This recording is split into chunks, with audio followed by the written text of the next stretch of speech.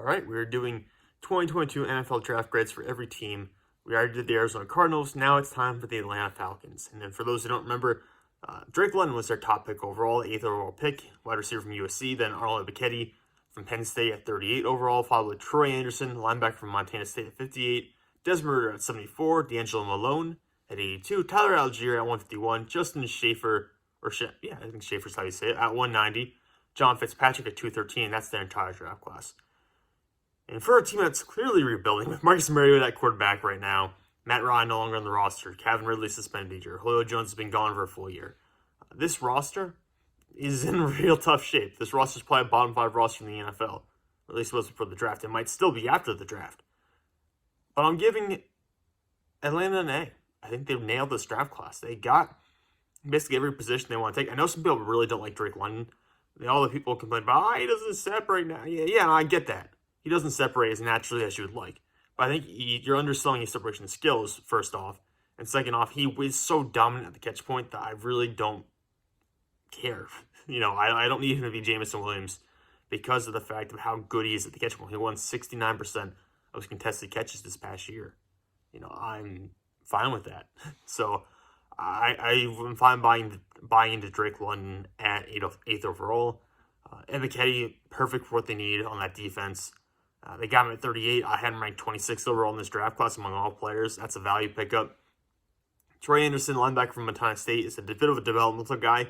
He's only really played linebacker for a year and a half or so. However, he played quarterback and running back, and one of Ward's playing quarterback and running back at Montana State. So he's a very versatile player who picks up different roles very quickly. And he's super good athlete. His testing numbers are off the charts. And for a team in Atlanta that's got to replace the linebacker they lost to Jacksonville with free agency, that has to really help develop their defensive front. Someone like Troy Andersen, who's not going to be ready to be a tremendous player year one, but will probably be developed into a guy who's a really impactful defensive player year 2, year 3. I think it's a really good fit for a team like Atlanta. Desmond Ridder, of course, at 74 in the 3rd round is just a really good value pickup, regardless of what Desmond Ridder is, which to me was not a first-round pick. I had him ranked as the 53rd best player in this draft class. But still, 74th overall in that round. A guy who kind of, to some extent, reminds me a little bit of Marcus Mariota, who's already on the roster. It's not a bad pickup given that situation. And DeAngelo Malone's a very undersized edge rusher, but at the same time was super productive consistently at Western Kentucky during his time there. And again, it attacks the edge position, which the Falcons have just had no success with in recent years.